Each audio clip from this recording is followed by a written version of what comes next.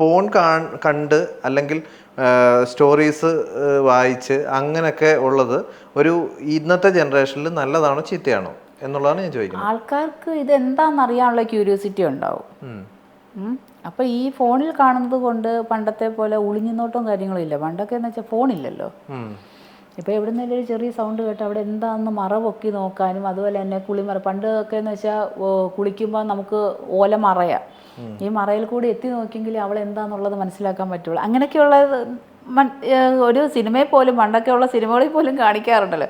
അല്ല, അത് naturally curiosity ആണ് ആ പിള്ളേർക്ക്, ഇതെന്താണ്, ഇവരെങ്ങനെയാണ്. അതുപോലെ തന്നെ പണ്ടൊക്കെ നമ്മൾ പുഴയിലൊക്കെ കുളിക്കാൻ പോകുമ്പോൾ മുലക്കച്ച കെട്ടി നമ്മൾ കുളിക്കുമ്പോഴും ഈ കുളിക്കുന്ന, അതായത് തോർത്തിൻ്റെ മണ്ടയിൽ കൂടെ അവളുടെ ശരീരം കാണുമ്പോഴാണ് ആൺപിള്ളേർക്ക് മനസ്സിലാവുന്നത് ഇത് പെണ്ണിൻ്റെ ശരീരമാണെന്ന്.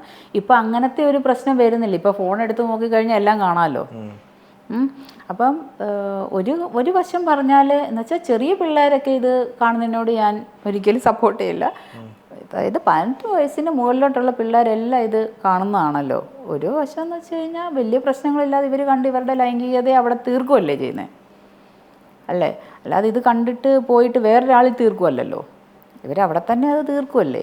അപ്പം എന്താണ് ഏതാണ്, പെണ്ണെന്താണ് ഏതാണെന്ന് അവർക്ക് മനസ്സിലായി. ഇവനെ പെൺപിള്ളേർ പോലും ഇത് കാണുന്നുണ്ടല്ലോ.